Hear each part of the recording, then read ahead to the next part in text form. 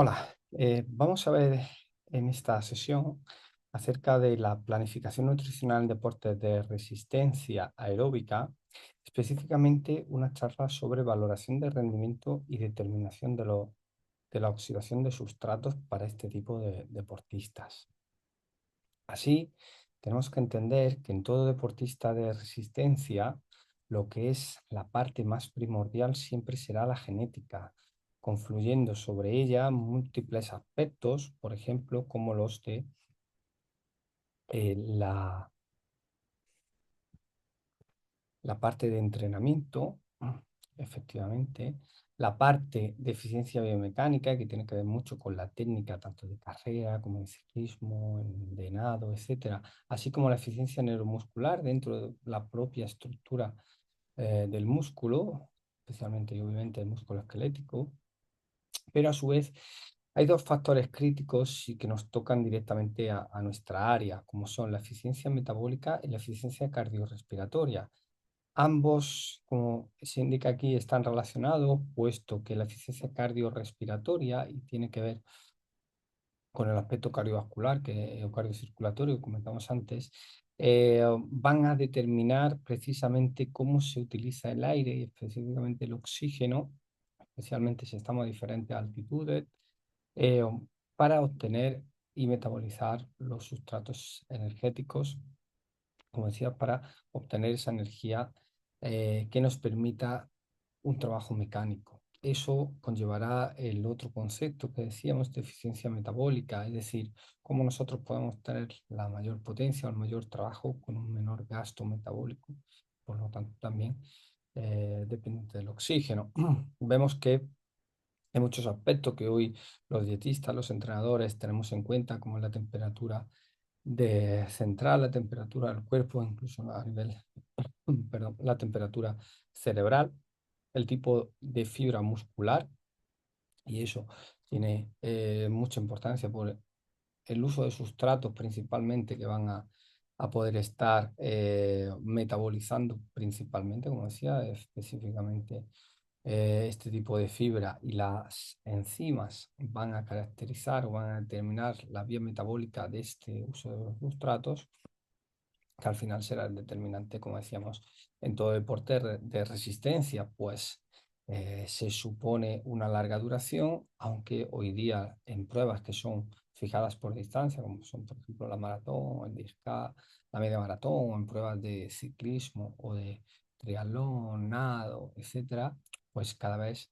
los tiempos son menores, ¿no? Y la duración es menor. Eh, Bien, debemos partir que para cualquier prueba que nosotros queramos utilizar como determinación de rendimiento, siempre se han utilizado las pruebas de laboratorio, los test de laboratorio, ¿no? Por lo que tenemos una reposición, perdón, de, de muchos test, tanto a nivel publicados como a nivel práctico, es decir, una cosa es lo que se utiliza en el laboratorio y otro, cómo podemos trasladar estos test de laboratorio a la parte práctica, ¿no? En el campo, pues ya sea, por ejemplo, con la bici o sea con un cicloergómetro en el laboratorio, ¿no? Como decía, muchas veces en el laboratorio nosotros determinamos cuáles son las demandas fisiológicas para un ritmo determinado, ¿no? Y esto es hoy día en las pruebas de resistencia aeróbica un factor crítico. Es decir, como hemos visto antes, obviamente el entrenamiento, la genética, factores de eficiencia, etcétera, son claves, pero dentro de estas demandas fisiológicas, todo lo que está relacionado con aspectos cardiorrespiratorios, por esa relación del oxígeno que decíamos, como con la parte de eficiencia metabólica, van a ser críticos, ¿no? Específicamente como este artículo de Andy Jones sobre cómo correr una maratón en 2 horas o, como decíamos, cuando tenemos un objetivo personal, no solamente una marca de élite o profesional, como es el récord de las 2 horas en maratón, como podría ser una maratón en 4 horas para una persona eh, más amateur, más aficionado.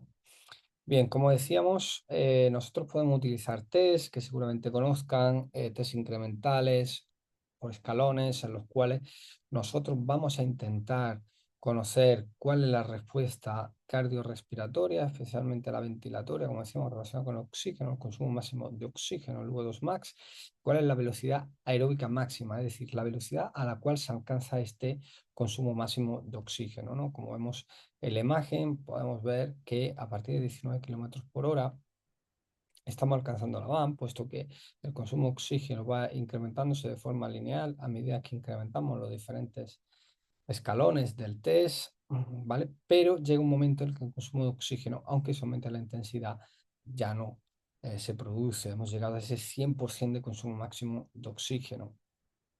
Entonces, a partir de ahí, teóricamente y exclusivamente funcionarán las vías anaeróbicas para producir energía, es decir, la vía de los fosfágenos o la vía glucolítica, pero a nivel no oxidativo, y el tiempo de mantenimiento de esa intensidad obviamente será bastante corto. Como decíamos, dependiendo también del tipo de fibra, de tipo de metabolismo, de vías metabólicas que dependerán, como decíamos, de sus genes y sus enzimas. Bien, en esta otra gráfica vemos como una persona, un deportista de resistencia, puede tener su VO2 max, por ejemplo, sobre 80-82 mililitros kilo minuto, y a lo largo de la temporada o a lo largo de los años, en un ciclo olímpico o en un bloque de multianual, podemos ver que a lo mejor su VO2 max ha llegado a su máximo de desarrollo, pero la velocidad a la cual alcanzaba su V2 max, su VAM, puede ser que en un determinado momento esté, por ejemplo, a 16 kilómetros por hora, 16 y medio, pasado unos meses o pasado unos años con una metodología de entrenamiento, etcétera, puede haber subido casi medio kilómetro por hora o incluso un poquito más, y puede ser que un tiempo después repitamos el test con los mismos escalones, etcétera, pero la VAM se alcanza a una velocidad mayor. Esto nos está indicando, sobre todo, de que su techo no ha subido, pero sí sus plantas intermedias, es decir, su eficiencia para realizar un trabajo a una intensidad creciente utilizando el oxígeno, ya sea vía oxidativa a nivel de grasas o de hidratos de carbono, está siendo mejor. Por lo tanto, estamos desplazando hacia la derecha, aunque no hacia arriba, nuestras curvas de velocidad aeróbica máxima. Y esto nos da una idea tanto de mejora del rendimiento físico como decíamos de la eficiencia metabólica. Dos factores clave y que hay que insistir no solo desde el punto de vista del entrenamiento, sino desde el punto de vista nutricional o metabólico. Bien, ¿por qué insistimos tanto en estos conceptos? Puesto que hay un factor crítico que hemos dicho, que es la eficacia, es decir, niveles más altos de VO2 max, es decir, realizar más trabajo utilizando el oxígeno, es decir, eficiencia respiratoria, ventilatoria, pero cuando lo unimos al aspecto de economía, de eficiencia, estamos incluyendo ya varios aspectos, especialmente el realizar un esfuerzo más alto, pero con un mismo porcentaje de V2 max. Es decir, a nivel submáximo estamos consiguiendo un mayor rendimiento, una mayor prestación. Esto lo vemos aquí en esta otra gráfica, ¿no? Yo puedo tener mi U2 Max, como decíamos antes, mi techo, o el techo de mi deportista más bien, y tener una reserva metabólica muy limitada. Sin embargo, pasadas unas semanas de entrenamiento, podemos ver cómo una intensidad relativa que antes estaba muy cercana al máximo, a lo largo del tiempo va bajando porcentualmente o relativamente al consumo de oxígeno. Es decir, nos supone menor gasto de oxígeno, menor consumo de oxígeno, y por lo tanto seguramente también estemos utilizando ese oxígeno para obtener energía más por la vía grasas lipolítica que por la vía glucolítica o de hidrato de carbono, más bien. Lo vemos aquí en otra figura y seguramente se entienda más. Es decir, yo puedo tener a mi deportista de que al inicio del entrenamiento su consumo máximo de oxígeno es de 40 mililitros kilo minuto y al cabo de unas semanas, de a meses, a años, etcétera, haya subido de 40 a 50, ¿vale? Ha subido casi ese 20% que se estima en entrenamiento que se puede mejorar. Es decir, hemos llegado a subir su techo, ¿vale? Sin embargo, y más interesante es, por ejemplo, si lo relativizamos al umbral anaeróbico, es decir, ese punto en el cual la vía glucolítica deriva ya más hacia una vertiente anaeróbica más que aeróbica, como decía, la vía de los hidratos de carbono, evidentemente de las grasas. Vemos que al principio del entrenamiento puede estar colocado al 50% del V2 max, es decir, relativamente pronto a una zona intermedia de intensidad, ese deportista entra en zona anaeróbica, pasa el umbral anaeróbico y al cabo de unos meses, de un periodo de entrenamiento, de planificación nutricional también, podemos mejorar nuestro umbral anaeróbico, subirlo más cercano a nuestro techo, que se aproxime a un 80%. Hemos desplazado hacia arriba ese aspecto de eficiencia metabólica tan importante y tan interesante. ¿Qué ocurre con deportistas de alto nivel, como por ejemplo en trail, Luis Alberto Hernando, famoso Kilian Jornet, o fondistas míticos como han sido Mo Farah, Haile Gebrselassie o Kenenisa Bekele, ¿no? Como decíamos antes, la genética es muy determinante, sobre todo en el uso de los aspectos metabólicos, fisiológicos del rendimiento en deportistas de resistencia. ¿Y cuáles son estos predictores básicos de rendimiento que podríamos reducir y que podríamos relacionar tanto desde el punto de vista del entrenamiento como de la nutrición o la fisiología a nivel metabólico? El consumo máximo de oxígeno, como he dicho, es clave, la capacidad de captar, transportar y utilizar el oxígeno para obtener energía.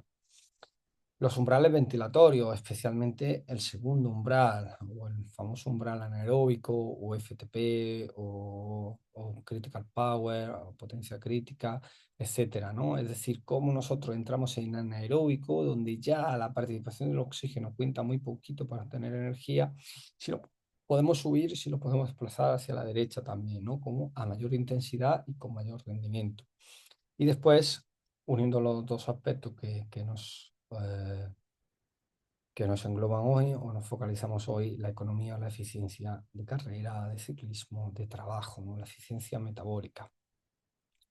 Bien, viendo algunos de estos puntos y que son clave, como decíamos, para ver un poquito el potencial de nuestro deportista, tenemos que ver su V2 Max, ¿no? Les traigo aquí a Christian Blumenfeld, el triatleta noruego, que hace poco batió todos los récords de V2 Max registrado en el mundo o en la historia, ¿no? De los deportistas, especialmente de fondo. Nadie había conseguido pasar de 100 mililitros kilómetro de V2 Max. Y como les traigo aquí estos valores registrados en Top Sport, los pueden consultar a nivel de mujeres, pues cercanos a los 80 en diferentes modalidades, como digo, de deportes de resistencia. Y en hombres sí se había llegado a más de 90 por múltiples deportistas, como decía antes, Alfonso Quilén Jornet, maratonianos, ciclistas, etcétera, pero nadie había pasado de los 100 mililitros kilómetro como hizo Christian Blumenfeld. Les animo también a que vean algunos de estos vídeos porque publican bastantes cosas interesantes, especialmente como digo, las que están relacionadas con aspectos metabólicos, fisiológicos, de cómo utilizar estos datos, ¿no? Y es lo que hoy día entrenadores y dietistas estamos haciendo. Bien, eh, centrándonos de nuevo en los test incrementales, cuando hacemos el análisis de gases, no solamente tenemos que ver este factor o predictor básico de rendimiento, como el V2 Max, el umbral anaeróbico, y nos vamos a centrar más desde el punto de vista nutricional, metabólico, en la nutrición, ¿no? Cómo estos test nos pueden dar una información que nos sirva a través casi como herramientas para utilizar en nuestra planificación dietética y sobre todo planificar una competición o una aplicación específica en un entrenamiento o en muchos entrenamientos obviamente, pero que vayamos mucho más al detalle, ¿no? Les traigo aquí un estudio publicado hace ya 2 décadas sobre cuál es la oxidación de los sustratos dependiendo obviamente, de la intensidad y especialmente de dos variables clave, ¿no?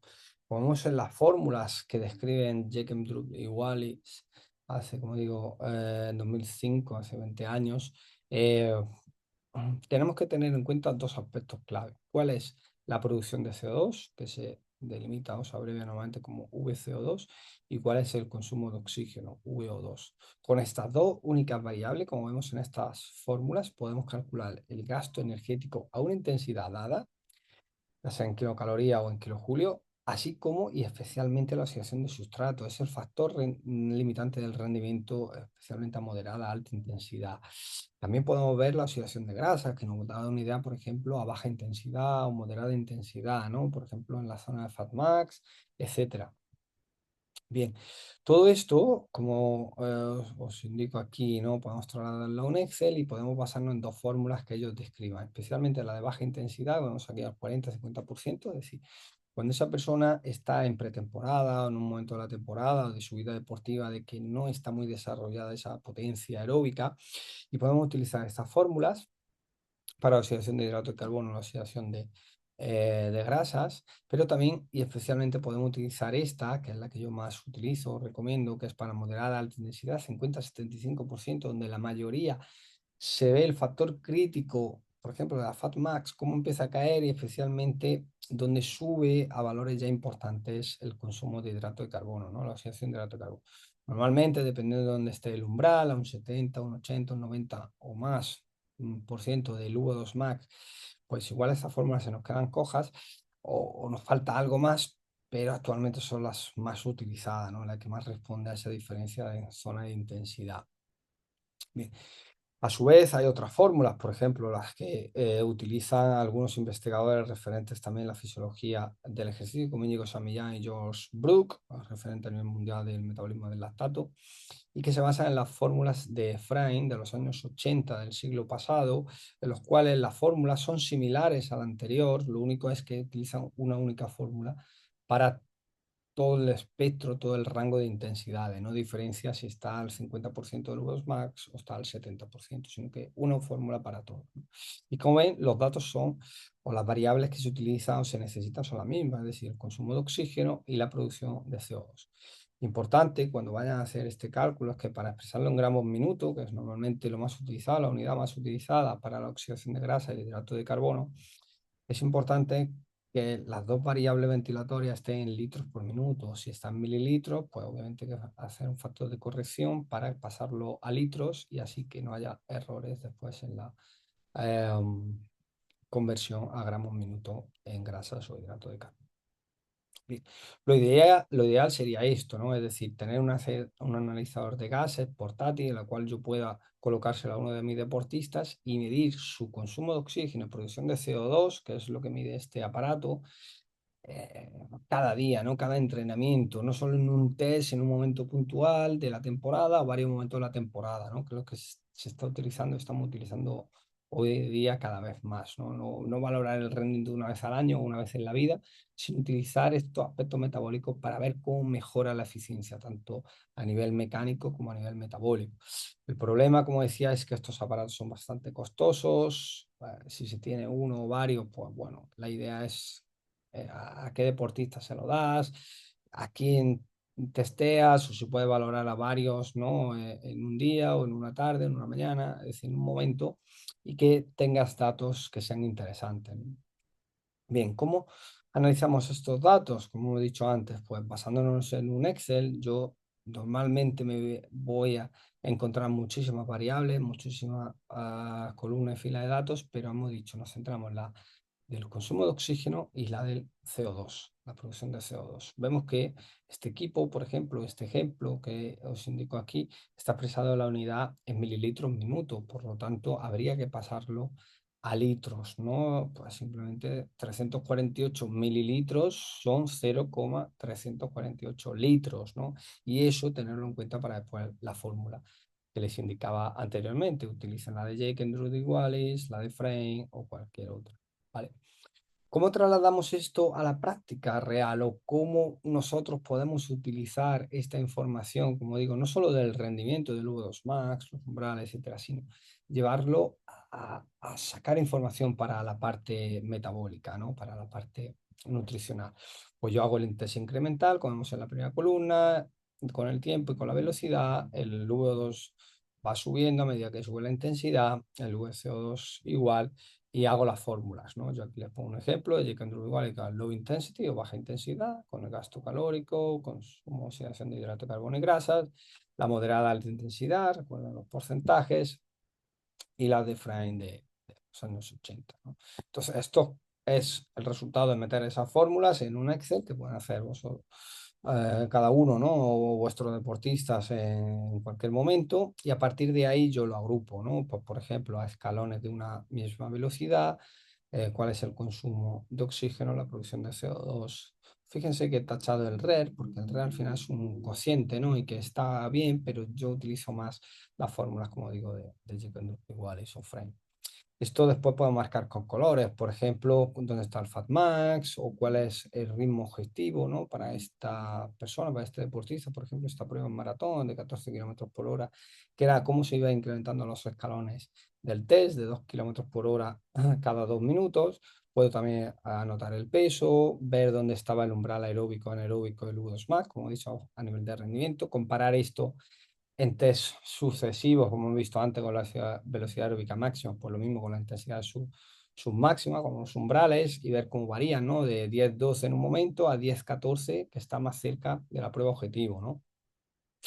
Esto nos da una idea de que si este es el ritmo objetivo, en una hora corre 14 kilómetros, el ritmo de 4,17. Así yo sé más o menos cuántos minutos tarda por kilómetro. Eso nos da una idea también, como hemos dicho, si me centro solamente en la fórmula de Jekyll igual de moderada a alta intensidad, es que el Fat Max vemos que está aquí con 0,38 gramos minuto a 10 kilómetros por hora, y que el ritmo objetivo para la prueba, en este caso una maratón, me da un gasto, una oxidación de 3,68 gramos minutos de hidrato de carbono durante una maratón, ¿no? Habría que ver cuánto quiere tardar esa persona en la maratón, ¿no? Y como he dicho, 14 kilómetros por hora está cerca de 4,17, que aproximadamente 3 horas. Bien, si hacemos una pequeña regla de 3, podemos ver que en un minuto oxida 3,68 gramos, como vemos aquí, de las fórmulas que hemos dicho anteriormente.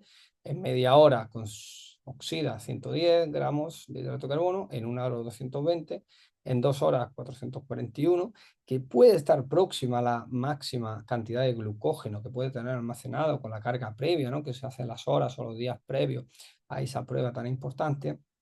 Y por lo tanto, si seguimos esa regla de 3, a las 3 horas aproximadamente, que es este ritmo de 4,17, calcularemos o estimaremos que va a tener oxidación de 662 gramos. Si consideramos que ha llegado no solo a 441 gramos de almacenamiento a nivel de glucógeno muscular y hepático, sino incluso a 500, ¿no? Que es más o menos la media que se puede estimar, aún nos faltarían 162,4 gramos de hidratos de carbono, porque si no, no podría mantener esa velocidad, ¿vale? A 3,68 gramos minuto. Por lo tanto, si dividimos 162 gramos entre las 3 horas que va a estar corriendo, nos sale una media de que debería ingerir por hora 54 gramos a la hora durante 3 horas, más los 500 de glucógeno, nos dan el total de 660. Todo eso suponiendo, como decimos, que no hay una pérdida de eficiencia durante la prueba por calor, fatiga, a nivel mental, etcétera, ¿no? O durante la noche, el cansancio, la activación, el nerviosismo, etcétera, ¿no? Pero al menos vamos un poco más directos. Esto nos da una idea también de cómo, hemos dicho anteriormente, la curva de oxidación de grasa puede determinar Fatmax, todo esto están sacado anteriormente. Igualmente con la oxidación de hidrato de carbono, ver dónde están los umbrales en un determinado momento, ver dónde está el ritmo objetivo, ¿vale? O podemos verlo con el tiempo, ¿no? Por ejemplo, cómo se desplazan hacia la derecha o incluso hacia arriba o hacia abajo los diferentes valores, ¿no? Entonces, como digo, no solamente es ver el rendimiento en un momento dado de la temporada o de la vida deportiva, sino utilizar esta información, por ejemplo, de la oxidación de sustrato, de que nos da una idea de que se está yendo hacia el objetivo de eficiencia metabólica, ¿no? Hay artículos como este de Mander, Daniel Pledo, Andy Kildin sobre cuál es el metabolismo a nivel de sustrato durante una prueba de Ironman, un triatlón, por ejemplo, ¿no? De cómo calcular o estimar este gasto energético si no realizamos una prueba de esfuerzo, como hemos visto anteriormente, ¿no? Pues ellos, en este artículo de Sport Medicine, si se van al apartado final, hay un material suplementario en el cual compartes unos Excel de deportistas de Ironman de diferente nivel, de top o élite, a nivel medio, ¿vale? Para que, dependiendo de los tiempos estimados, por ejemplo, en natación, ciclismo y maratón, podamos calcular cuál es nuestra oxidación, nuestros requerimientos a nivel de sustratos para nuestros deportistas, ¿no? Por lo tanto, espero que toda esta información no les plantee nuevas preguntas, pero sí que le haya hecho reflexionar sobre cuáles son las posibles aplicaciones de una prueba de esfuerzo, especialmente si se miden gases o si no se tiene, al menos eh, usar artículos como el de Daniel Pleus, por ejemplo, es el triatleta Ironman en grupo de edad con el récord actual en el Ironman, en el Mundial de Ironman en Kona, en Hawái, y que aparte es entrenador o ha sido entrenador de múltiples campeones olímpicos, de Ironman, etcétera, y que publica artículos muy interesantes, ¿no? Entonces, yo les animo a que consulten toda esta información y a partir de ahí lo puedan aplicar en su día a día. Darle las gracias por la atención y cualquier pregunta, esto es a su disposición. Un saludo.